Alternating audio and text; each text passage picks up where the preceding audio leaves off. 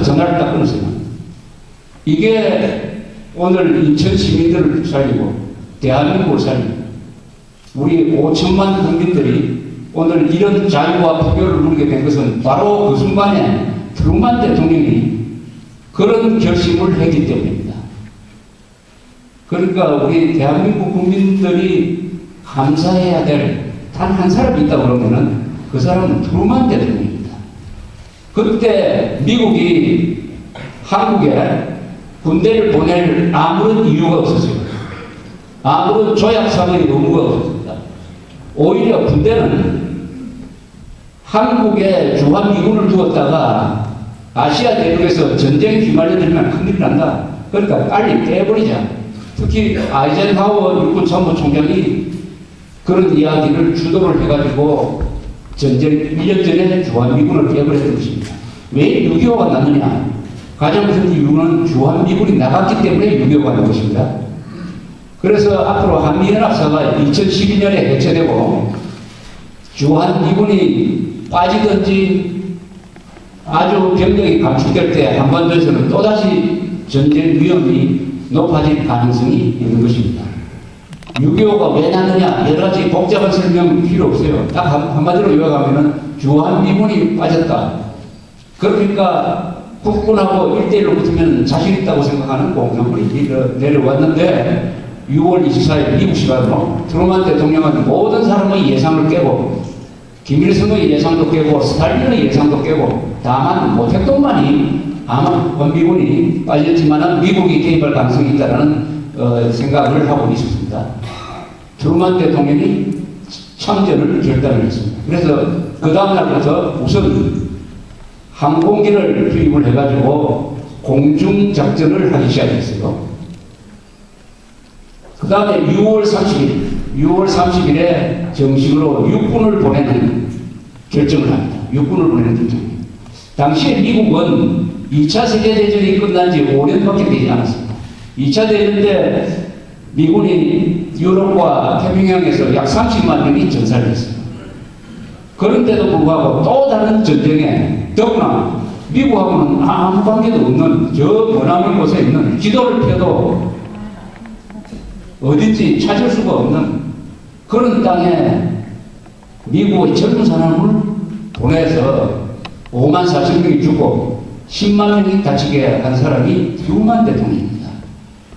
워싱턴에 있는 한국전쟁 기념물이 있습니다. 거기에 이런 말이 쓰여져 있어요. 자유는 공짜가 아니다. 미국은 알지도 못한 나라의 만나본 적도 없는 사람들을 돕기 위하여 조국의 부름에 응한 사람들에게 경의를 표한다 하는 유명한 문장이 있습니다. 알지도 못하는 나라의 만나본 적도 없는 사람을 위해서 미국의 젊은이들을 보냈어요. 그 미국의 젊은이들 중에 어떤 사람이 있었느냐? 제가 하버드에서 1년 동안 공부를 한 적이 있는데 거기에 메모리얼 처치라는 교회가 있었습니다. 그 교회 벽면에 1차 세계대전, 2차 세계대전, 한국전쟁에 전사한 하버드 대학 학생들의 이름이 새겨져 있었어요. 제가 한국전쟁에 하버드 출신으로서 몇 명이 죽었느냐 보니까 17명이 전사를 했습니다. 17명. 미국의 장래를 짊어질 젊은 엘리트들이 한국에 와서 죽었어요. 8군 사령관 벤프리트의 아들도 한국에 자원해서 와서 북한 지역을 폭격하다가 격추당해서 실종 상태에서 전사로 판정이 났습니다. 미국 CIA 부장을 한 알렌 들레스라는 사람의 아들은 당시 프린스턴 대학에 다니고 있었는데 18살인데 군에 자원을 해가지고 해병대에 자원을 해가지고 한국 전선에 와서 총상을 당해가지고 머리에 총상을 당해가지고 불구자가 되었습니다. 아이젠하워 대통령의 아들도 장교로서 참전을 했습니다.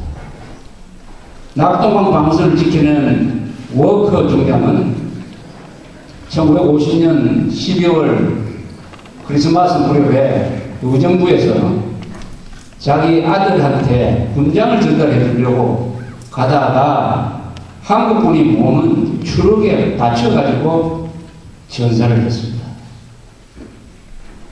이런 분이 전사를 한 것이 중요한 것이 아니고 그분들의 전사, 그것 때문에 대한민국이 살았다는 거죠. 대한민국이 살았다. 미군 5만 4천 명이 전사를 했는데 정확하게 말하면 3만 5천 명은 전투 중에 죽고 나머지는 사고, 병들을 죽고 해가지고 하여튼 한국에서 5만 4천 명이 죽었습니다. 10만 명이 다쳤어요. 여러분 지금 미국이 이라크에서 아프간 전쟁에서 고전을 하고 있는데 이라크에서 몇 명이 죽었느냐? 아직도 5천 명 채우지 못했습니다. 전사. 그런데도 부시 대통령이 얼마나 욕을 많이 먹는지 퇴임할 때는 지지율이 역대 최저 지지율이 돼가지고 나갔어요. 트루만 대통령의 참전 때문에 이라크에서 죽은 사람보다 10배나 더 많은 미국 사람이 여기서 죽었습니다. 죽은 사람이 2배가 되는 10만 명이 다쳤습니다. 10만 명이 다쳤다. 만약 부상자 10만 명을 한국 병원에 지금 수용한다면 어떻게 되느냐? 제가 계산을 해보니까 우리나라 모든 병원의 병상 반을 차지하게 됐습니다. 반을 차지하게 됐습니다. 그 사람들이 알지도 못하는 만나본 적도 없는 사람을 위해서 죽었다. 이것을 아무것도 아닌 것처럼 생각하고 있는 사람이 바로 한국 사람이죠. 인천 분들은 그렇지 않겠지만 우리나라 사람들한테 트루만 대통령이 6.25 때 뭘 했느냐 이렇게 물어보면 많은 사람들이 그 사람이 메가드 대통령, 메가드 장군을 배임한 사람 아니냐 이렇게 이야기해요. 그래서 우리가 국제통일을 못하게 한 사람 아니냐 이렇게 아주 이야기를 하면서 트루만을 기념하는 무슨 기념물이 없어요. 찾아보니까 딱 한 군데 있었습니다. 저기 임진각에 잘 보이지 않는데 거기 경비원도 잘 모르는, 제가 경비하는 사람한테 물었어요. 여기 트루만 대통령 동상이 있다는데 어디 있습니까 하니까 모른다고. 제가 찾아가서 발견을 했습니다. 사람 키만한 것인데 1975년에 만들었어요. 트루만 로가 있으니까 트루만 공원이 있으니까 저는 여기서 앞으로 인천 상륙기념공원을 만드는 그 안에 반드시 트루만 대통령 동상이 있어야 된다고 생각합니다. 트루만 동상이 거기 있어야 돼요. 메가드 동상은 이미 있으니까 트루만 동상을 우리가 만들고 테헤란로라든지 아니면 인천에 가장 중심되는 도로 이름 하나는 트루만 로라고 만들어야 되지 않을까 하는 생각이 듭니다. 왜냐? 바로 그것 때문에 우리가 이런 자유를 누리고 있다. 노무현 전 대통령이 미국에 가서 이런 이야기를 했어요. 6.25 때 미군이 오지 않았더라면 나는 아마도 북한 강제 수용소에서 살고 있을지 모른다. 그때는 아주 친미적인 이야기를 했습니다. 2003년에. 그걸 더 정확히 이야기하면은 트루만 대통령의 결단이 없었으면 나는 아마 강제 수용소에 살고 있을지 모르겠다. 좌파 대통령이라는 사람이 그런 식으로 이야기를 했으니까 그것은 국민 5천만 다 해당되는 것 아니겠습니까? 오늘 이 6.25를 60주년을 기념하는 제일 중심 테마는 감사하는 마음이라 해야 됩니다. 감사하는 마음. 개인이든 조직이든 나라든 고마워할 줄 모르는 사람이 잘된 거 보셨습니까? 잘된 집안에 그 아들이 맨날 돌아다니면서 아버지, 할아버지 욕하면 그 집안이 잘 될까요? 우리가 고마움을 잊은 지가 오래됐습니다. 젊은 사람들은 몰라서 그렇다 하더라도 6.25를 겪은 사람들도 고마워할 줄은 몰라요. 고마움은 반드시 표현을 해야 됩니다. 마음속으로 고마워하는 거 그거 없을 때도 없습니다. 반드시 표현해야 돼요. 그러니까 우리가 동상을 만드는 거다. 그러니까 기념공을 만드는 거예요. 기념관을 만드는 것입니다.